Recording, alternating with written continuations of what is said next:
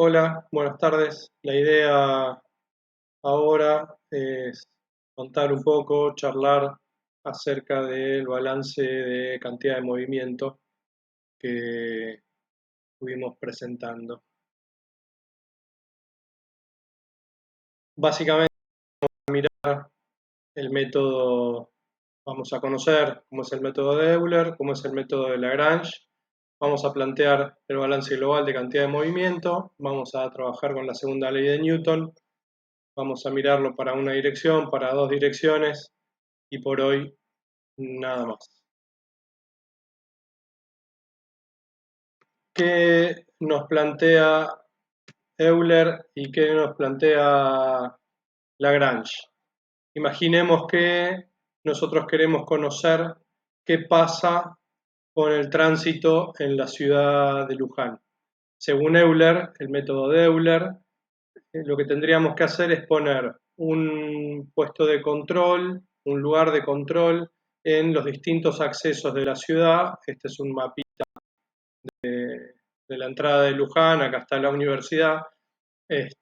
Tendríamos que poner un control a la entrada en el Puente Blanco, un control en la rotonda del TC, un control en la rotonda de la Basílica, así estratégicos, y ir anotando y contando la cantidad de autos que entran y que salen.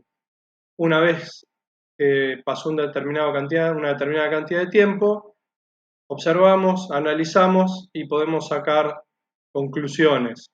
O sea que nosotros, pudiendo definir entradas y salidas en un volumen de control, no nos importa lo que pasa adentro, para nosotros es una caja negra y entendemos qué es lo que pasa con el tránsito en Luján. Cómo se mueve, cuántos entran y cuántos salen.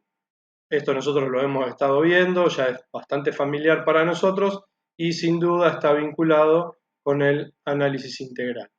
¿Sí? Tiene que ver con el tiempo. Ahora, ¿qué propone Lagrange?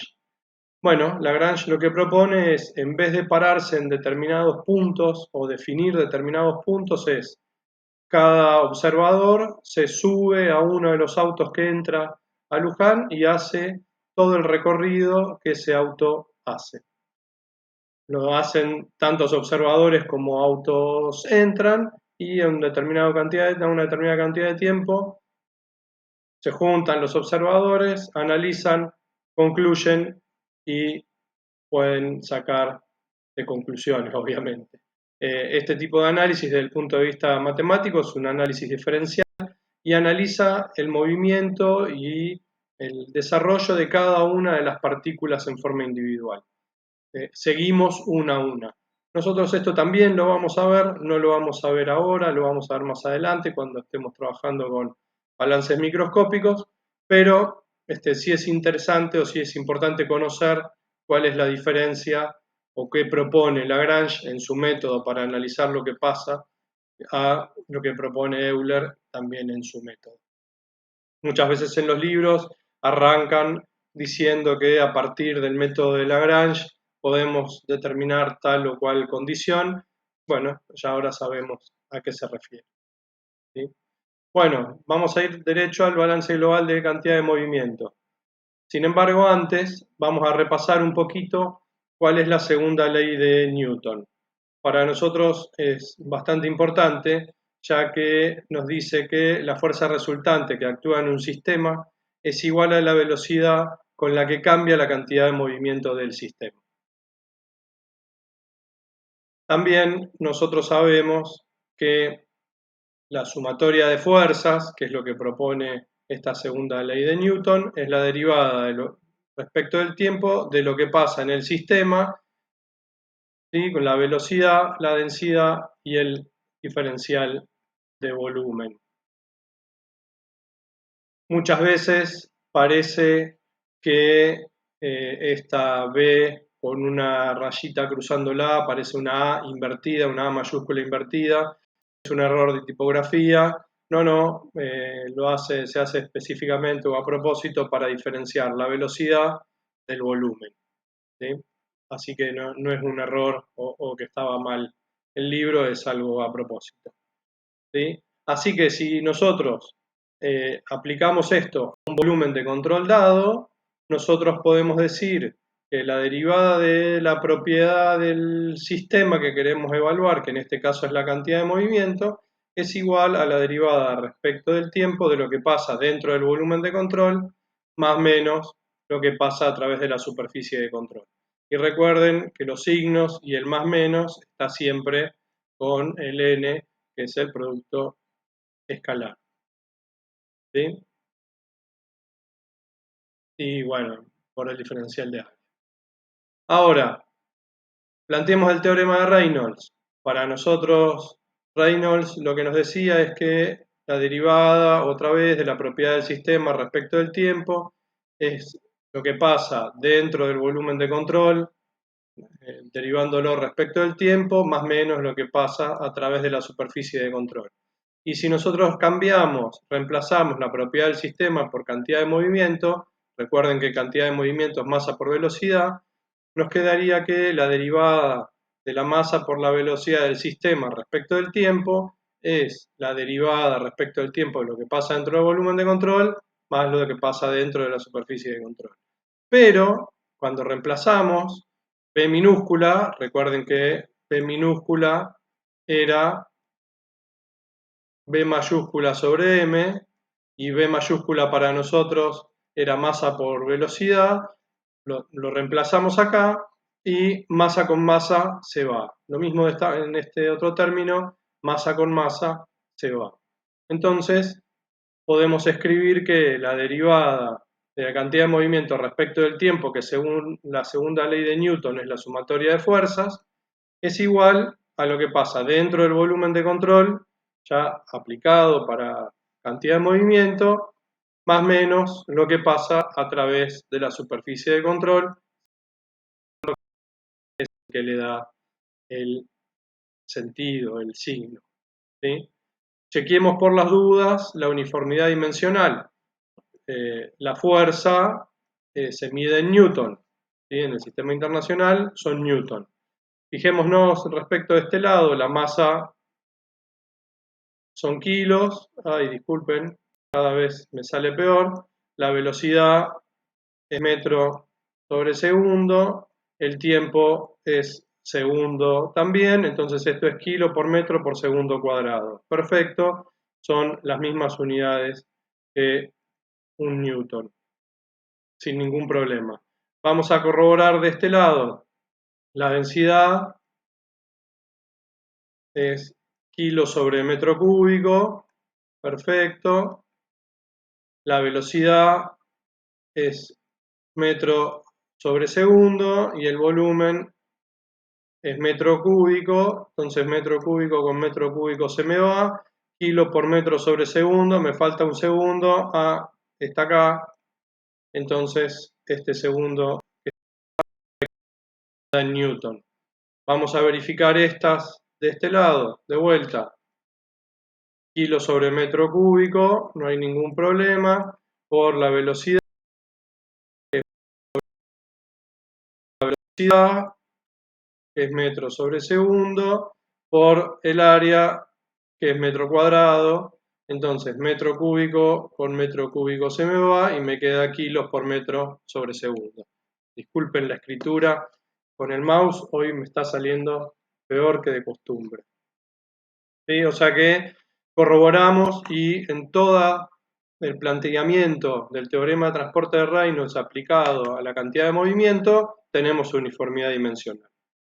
Ahora, nosotros dijimos que podíamos plantear las ecuaciones siempre referidas a distintos sistemas. Nosotros elegimos de sistemas de coordenadas, esféricas, cilíndricas o ortogonales. Para sistemas de coordenadas ortogonales, nosotros sabemos que la sumatoria de fuerzas es la sumatoria de fuerzas en el eje de las X, la sumatoria de fuerzas en el eje de las Y, más la sumatoria de fuerzas en el eje de la Z. Entonces, dependiendo de cómo se esté moviendo el flujo a través del volumen de control que nosotros estamos analizando, tenemos que considerar las resultantes en cada una de las dimensiones. Recuerden también, nosotros habíamos dicho al principio que para resolver y para trabajar con los fenómenos de transporte se tenían que cumplir determinadas condiciones y que íbamos a usar determinadas herramientas, que íbamos a usar herramientas de análisis integral, que es lo que estamos mirando ahora, que íbamos a usar herramientas de análisis diferencial, las comentamos recién, pero las vamos a ver más adelante, que vamos a hacer análisis dimensional, algo hicimos recién, pero después vamos a profundizarlo, que se tenían que cumplir las tres leyes de conservación, la conservación de masa, la conservación de energía, la conservación de cantidad de movimiento, que se le tenía que cumplir una relación de estado, perfecto, se sigue cumpliendo, no hay ningún problema, y que teníamos que establecer claramente cuáles eran las condiciones de contorno. Bueno, acá es donde nosotros también dijimos, empezamos a hacer ingeniería. ¿Por qué? Porque las condiciones de contorno las define cada usuario, cada persona que se sienta a resolver un problema. Por ejemplo, si nosotros queremos ver cómo es la cantidad de movimiento de un plano, de un objeto que está sobre un plano inclinado, ¿sí? Y que fluye o se mueve en la dirección a la inclinación del plano, y nosotros establecemos nuestros ejes ortogonales de esta manera, ¿sí? Donde este es el eje Y, donde este es el eje X, donde este es el eje Z, ¿sí? Nosotros vamos a tener un movimiento en este sentido. Entonces es bidimensional porque se mueve a lo largo del eje Y, perdón, a lo largo del eje X, va cambiando su posición, también va cambiando su posición a lo largo del eje Y. Es bidimensional. Entonces, todo nuestro planteo y la resolución del problema va a tener que tener en cuenta la resultante de las dos direcciones. En cambio, si nosotros planteamos, lo voy a escribir en otro color, si nosotros planteamos un eje de coordenadas que sea así,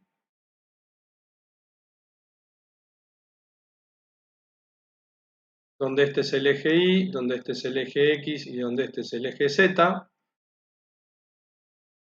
transformamos nuestro problema de un sistema bidimensional a un sistema dimensional, de una unidimensional, perdón.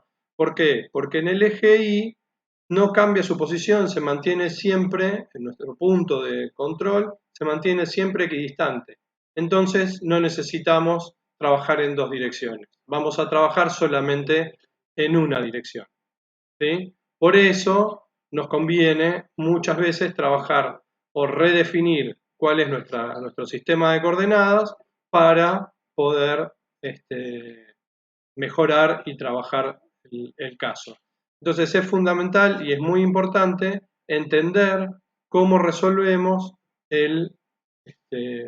las condiciones de contorno, perdón, o las condiciones de entradas y de salidas para poder resolver el caso. Y ahí es donde hacemos ingeniería y donde dependemos cada uno de la decisión que vayamos tomando para estudiar y analizarlo. Ahora, bueno, si nosotros, como dijimos recién, estamos trabajando en un par de ejes de coordenadas ortogonales y planteamos la sumatoria de fuerzas para X, para Y y para Z, las podemos describir de esta manera. ¿Sí? Lo que pasa dentro del volumen de control, considerando la velocidad en X, lo que pasa en la superficie de control, considerando la velocidad en X, la velocidad en Y y la velocidad en Z. Bueno, acá hay un pequeño error que recién veo. Acá debiera decir la velocidad en Z. Ahí está. ¿Sí? Pero básicamente es lo mismo, sin ningún inconveniente. Por eso es importante entender bien el problema, qué es lo que necesitamos resolver y qué nos conviene establecer como lugar de volumen de control y ejes de coordenadas y las condiciones. ¿Sí? Bueno, nosotros pudimos plantear recién que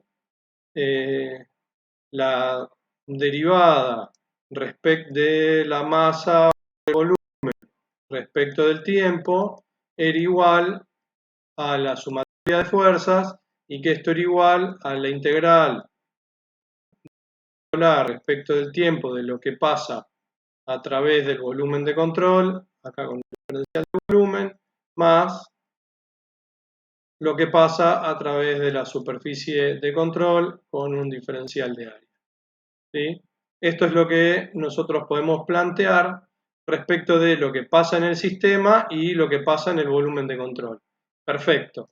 Pero también, y acá está parte de la mayor utilidad, nosotros podemos plantear que la sumatoria de fuerzas, vamos a analizarla solamente en el eje de las X porque nos resulta más fácil, ¿sí? Nosotros en uno solo de los ejes, pero después si hay movimiento en los otros dos o en todos los ejes, bueno, tenemos que plantearla para todos los ejes, ¿no?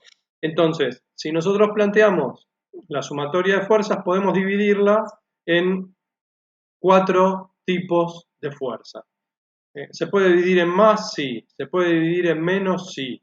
¿Hay autores que la clasifican de una manera diferente? Sí.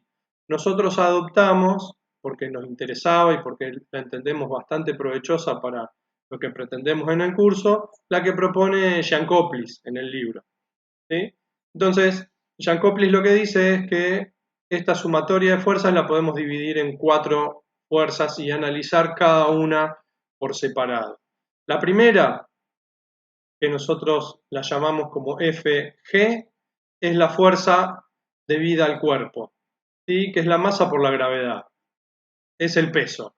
Cuando estamos en el X horizontal, esta fuerza vale 0. Entonces, a nosotros muchas veces nos resulta muy útil porque podemos llegar a despreciarla. La segunda fuerza que nosotros en la que nosotros desarmamos la sumatoria de fuerzas es la fuerza de presión. Esta fuerza de presión es la fuerza en la dirección X causada por las presiones que actúan sobre las superficies del sistema. O sea, si nosotros tenemos un sistema que tiene una sola entrada y una sola salida, necesitamos entender o necesitamos medir cuál es la presión que se ejerce sobre una de las superficies, la de entrada o de la salida, y cuál es la presión que se ejerce sobre la otra. Esto se da siempre en las superficies de contacto. Dentro del volumen de control, esta fuerza no existe, pero en la superficie sí. Esta es muy importante. La tercera fuerza para nosotros, que nosotros describimos, es la fuerza de fricción. La fuerza de fricción está presente en todos los movimientos, es una fuerza en todas las veces que el fluido se mueve, que todos los fluidos se mueven, es una fuerza irreversible, siempre está, siempre existe, pero por lo general esta fuerza es muy chiquita y suele ser despreciable. Entonces, despreciable comparada con las otras. Entonces, por lo general, la consideramos 0 o la consideramos despreciable. ¿Sí? Existe, pero es despreciable. A menos que en algún caso nos pidan expresamente calcularla o tenerla en cuenta, no la consideramos.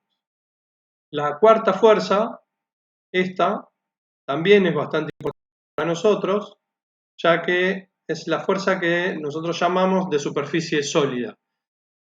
Y esta fuerza se da solamente cuando el volumen de control pasa por un sólido. Es medio complejo de entender inicialmente, pero si nosotros tenemos, por ejemplo, un codo y ese codo, por dentro de ese codo fluye un gas o un líquido, y para nosotros el codo es la superficie de control, el volumen de control, perdón, está vinculado o debiera estar vinculado a una abrazadera para que ese codo no se mueva. Entonces nosotros podríamos calcular cuál es la fuerza que ejerce la abrazadera para que el codo no se mueva, que va a ser igual, pero en sentido contrario a la que ejerce el fluido sobre el codo. Por eso la calculamos. Entonces, en algunos ejercicios esto es 0, en algunos casos esto es 0, porque no hay un sólido vinculado al volumen de control, pero en otros casos no.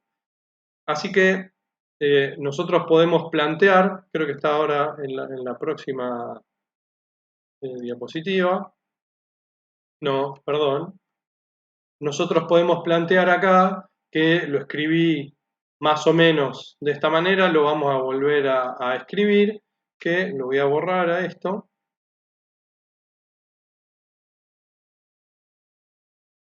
Así lo podemos poner más clarito. Nosotros podemos decir que la sumatoria de fuerzas es igual a la derivada de la masa por la velocidad respecto al tiempo, y que todo esto es igual a la sumatoria de fuerzas, la planteamos en X, pero recuerden que es para todos los casos, depende de cómo se esté moviendo el fluido que estamos evaluando, y que todo esto es igual a la derivada respecto del tiempo de la integral del volumen de control, de la densidad, la velocidad, el diferencial de volumen, más la derivada de la superficie de control por la densidad, por la velocidad, por el V por N, diferencial de área. Entonces, con toda esta ecuación, nosotros podemos tomarla y ver lo que pasa dentro del volumen de control o en el sistema. Y a partir de ahí podemos despejar y calcular lo que nos llegue a interesar. Y otra vez vemos la idea loca de Reynolds de poder vincular lo que pasa al sistema con un volumen de control. ¿Está? Bueno, vamos a plantear para un caso especial, ¿sí? Cuando es un flujo en estado estacionario. ¿Qué era estado estacionario? Cuando la derivada de cualquier propiedad respecto del tiempo es igual a cero. Recuerden lo que vimos en la clase, la única clase que tuvimos, es que si bien existe valor de esa propiedad, si no cambia con el tiempo, estamos en estado estacionario. ¿Sí? En estado estacionario, fíjense acá, nos falta un término de lo que habíamos escrito antes, que era lo que pasaba dentro del volumen de control, por el diferencial de volumen. ¿Sí? Pero esto está planteado respecto del tiempo. ¿Sí? Entonces, si estamos en estado estacionario, por definición de estado estacionario, esto vale cero. Entonces lo sacamos de la ecuación. Entonces, si estamos en estado estacionario, la sumatoria de fuerzas es igual a la sumatoria de todas las entradas y o salidas por la densidad de cada una de esas entradas o salidas, por el área de cada una de esas entradas o salidas, por su velocidad y la velocidad, y por el n. Recordando siempre que el signo lo da el n. Si lo escribimos en forma de integrales, que es lo que veníamos haciendo nosotros ahora, bueno, nos queda escrito de esta manera. Son equivalentes. Las dos maneras son equivalentes y se puede escribir sin ningún problema. ¿Sí? Si nosotros planteamos esto para cualquiera de las tres coordenadas, siempre trabajando en el eje de coordenadas ortogonales, trabajamos en el eje de las X, en el eje de las Y y en el eje de la Z, y obviamente estamos vinculando las velocidades en cada uno de esos ejes, y después tenemos que calcular la resultante, esta fuerza, ¿no? Tenemos que ver cómo es la resultante de estas fuerzas dependiendo de lo que pasa. Vamos a ir a un ejemplo, una expansión brusca. Esto es unidimensional en nuestro sistema de ejes cartesianos ortogonales. Este es nuestro eje Z que sale de la pantalla, este es el eje Y que va desde abajo de la pantalla hacia arriba, y este es el eje X que va desde mi izquierda de la pantalla hacia mi derecha de la pantalla. Entonces el fluido se mueve, pero qué feo me quedó esto. El fluido se mueve en una única dirección, que es en el eje de las X. Por eso decimos que es unidimensional. ¿Qué vamos a plantear ahora en esta expansión brusca? Bueno, definimos nuestro volumen de control entre el punto 1 y el punto 2 y toda la superficie interna a la expansión. Esta es una expansión brusca porque bruscamente cambia su sección, ¿sí? Y tiene por aquí alguna pérdida de energía. ¿Qué hacemos primero? Y como metodología en general vamos a plantear el balance de masa. Nos damos cuenta enseguida que es el balance de masa porque estamos diciendo que la masa del sistema, la variación de masa en el sistema respecto del tiempo es cero, porque por la ley de conservación de masa eso es así, y la derivada del tiempo, el volumen de control, bla, bla, bla, bla, del diferencial de área. Ya lo dije muchas veces, disculpen. Si lo planteamos en estado estacionario, ya sabemos que por definición de estado estacionario esto es cero. Entonces, desarmamos esta integral en la integral de las salidas más la integral de las entradas es igual a cero, y por como nosotros hayamos definido el par de ejes cartesianos, para uno este va a ser positivo y para otro este va a ser negativo. Depende de cómo lo hayamos definido, pero sin duda, al ser unidimensional, si uno es positivo, el otro es negativo. Y aquí, igual que la vez pasada, lo podemos escribir ya no en forma de integrales, sino en forma de sumatorias. Y bueno, lo pasamos uno sumando, perdón, uno de cada lado del signo de la igualdad, ya considerando la diferencia de signo que nos da el n. Entonces, podemos plantear que la densidad en el punto 2, que puede ser este, ¿sí? Por la velocidad en este punto, por el área 2, menos la densidad en el punto 1, por la velocidad en 1, por el área 1, es igual a 0. Y a partir de acá, nosotros podemos calcular cuál es la velocidad en el punto 2. A partir del balance de masa. Hasta ahora no hicimos el balance de cantidad de movimiento, pero siempre está bueno entenderlo y armarlo de esta manera, empezando por el balance de masa, que suele ser el más sencillo. Ahora, vamos a plantear el balance de cantidad de movimiento. De vuelta, la sumatoria de fuerzas es la derivada respecto del tiempo de lo que pasa en el volumen de control, más menos la derivada, la integral de lo que pasa por la superficie de control con el diferencial de área. En estado estacionario, como dijimos recién, todo esto es cero, entonces decimos que la integral de lo que pasa con las salidas más menos lo que pasa con las entradas es igual a la sumatoria de fuerzas.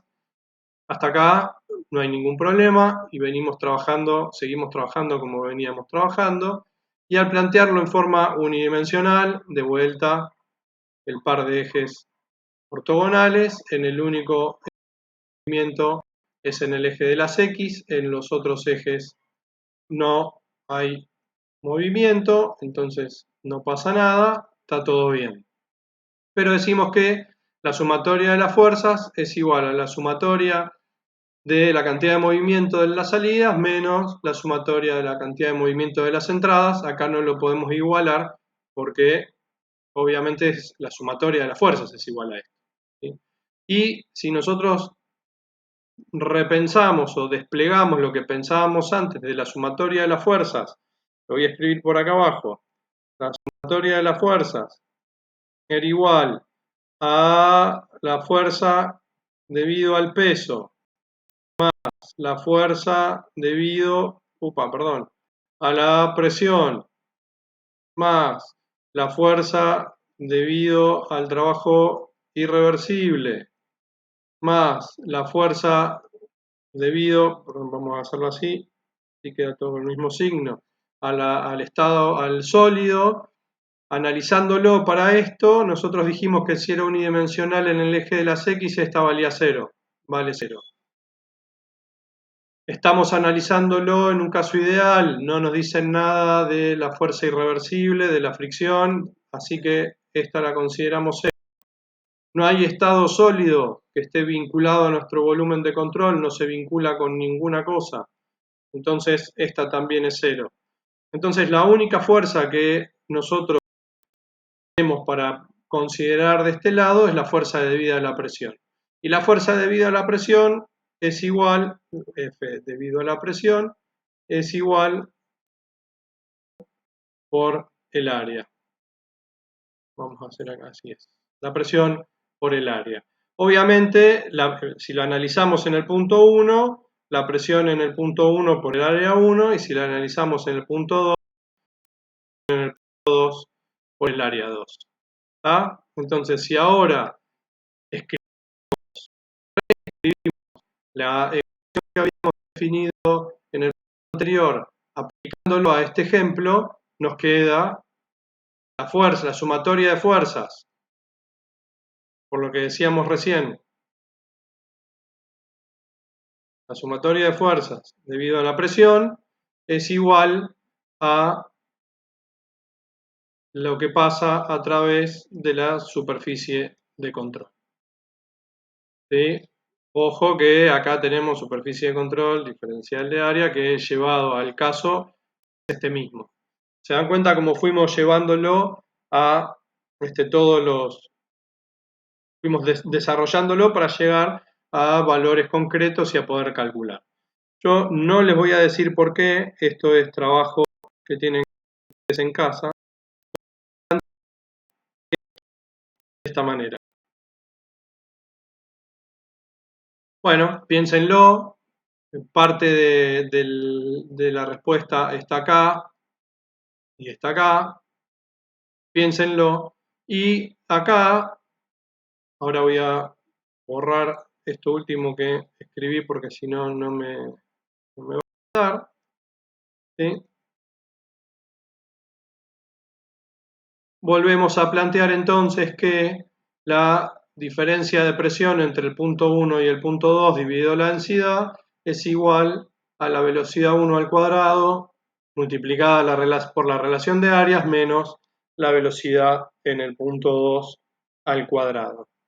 Acá también hay una consideración que no estaba escrita, pero sí la decimos ahora, es que la densidad en el punto 1 y en el punto 2 es la misma.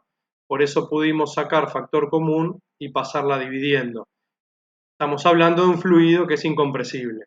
Si el fluido es compresible, obviamente no la podemos sacar como factor común porque no es la misma en un punto y en el otro, y quedaría en el término, en este lado de la igualdad.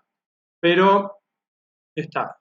Y también es claro que obviamente tiene que haber una diferencia de presión entre el punto 1 y el punto 2 para que pueda circular, ¿sí? Para que pueda fluir, si no, no fluye. En un ejemplo, en un caso como esto, si no hubiera una diferencia de presión, no podría fluir, ¿sí?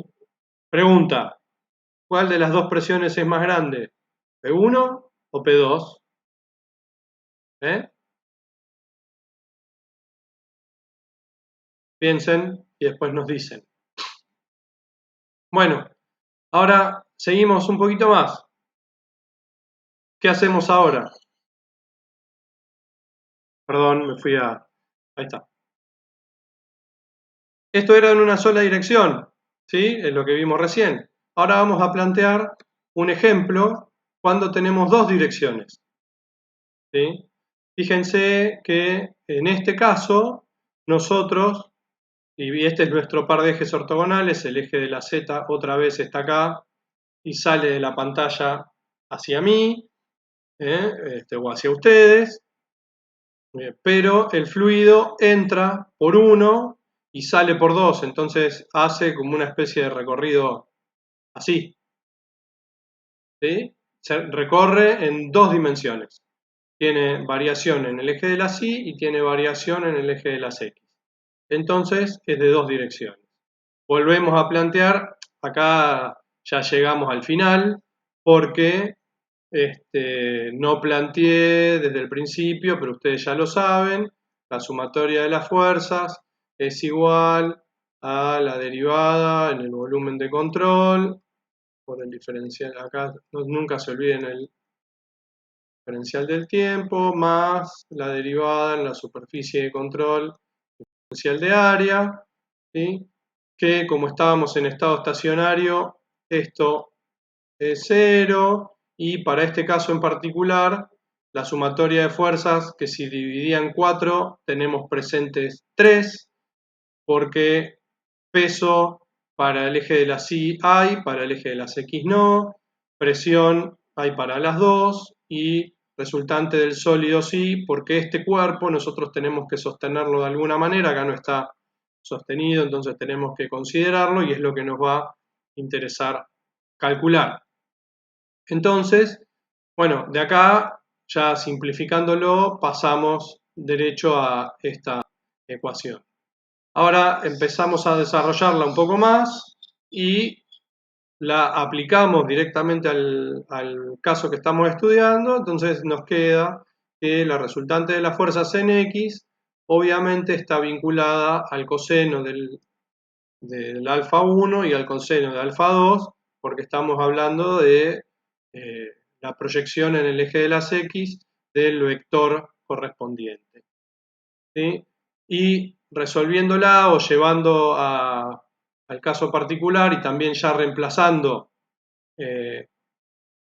las fuerzas debidas a la presión, perdón, acá ya sabíamos que las fuerzas debidas al peso es 0, las fuerzas debidas a la presión es presión por área por el coseno de alfa 1 y alfa 2 para ver las proyecciones en X. Entonces, ahora sí, discúlpenme, tomando estas dos ecuaciones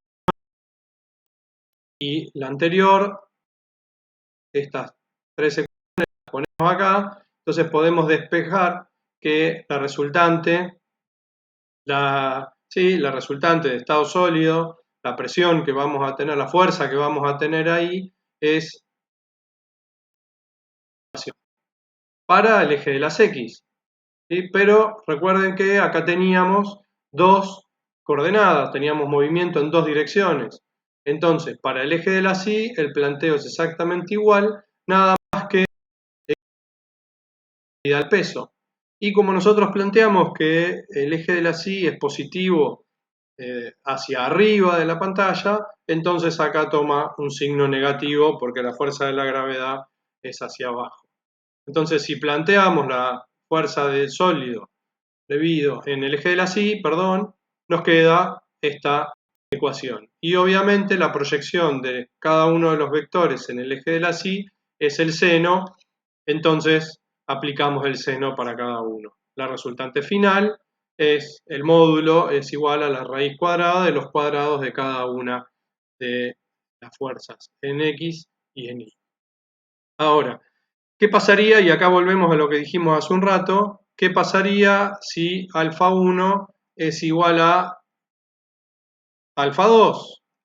¿Sí? O sea que estos dos ángulos son iguales. Y nosotros podríamos establecer, voy a escribirlo de vuelta en otro color, nosotros podríamos establecer un eje de coordenadas así, donde el eje de las X esté acá, y entonces casi no tenemos movimiento respecto del eje Y. Aunque tendríamos que discutirlo un poco, pero puede ser interesante llegar a pensarlo. ¿Sí? Bueno, para tres direcciones, el contenido del curso excede pensar o trabajar con tres direcciones. O sea, es más complicado, la lógica es exactamente la misma, funciona de la misma manera, nada más que tendremos que agregarle el análisis correspondiente a la tercera dimensión. Pero eso excede el contenido que nosotros estamos queriendo brindar, así que no lo vamos a mirar. Sí les vamos a pedir que miren el ejemplo 2.8.3 del Jankoplis de la página 86, que es en dos direcciones y que tiene algún comportamiento particular y que se resuelve de una manera particular y que es bastante interesante, así que le pedimos que lo miren. Acá está el esquema con el volumen de control y a modo de adelanto les contamos en alguna cursada anterior nosotros planteamos este ejercicio donde nos interesaba saber cuál tenía que ser el ángulo alfa 2, cuál era el ángulo para que la velocidad 2 sea igual, escribí para la miércoles, sea igual a la velocidad 3. También si quieren ir pensándolo, planteándolo, conociendo la velocidad 1 como dato, bueno, se puede plantear, es solamente de fórmula, no tiene ningún valor numérico. Pero es muy interesante y está bueno pensarlo, está bueno discutirlo y bueno, hay que darle ahí una vueltita de tuerca a la trigonometría y a los ángulos. Pero bueno, acá nos peleamos siempre entre el bueno y el malo y vemos si esto entra o no entra en los exámenes. ¿eh? Por hoy nada más, lo que hicimos fue basarnos mucho en el libro de Jan Koplis, que nos gusta cómo tiene presentado el tema. Así que me despido ahora, nos vemos la clase que viene y charlamos en la próxima charla en vivo que nos encuentre. Hasta luego, muchas gracias, miren la página, hagan las consultas por email, cuídense, tengan en la cuarentena en sus casas y cuiden a sus adultos mayores. Nos vemos. Muchas gracias.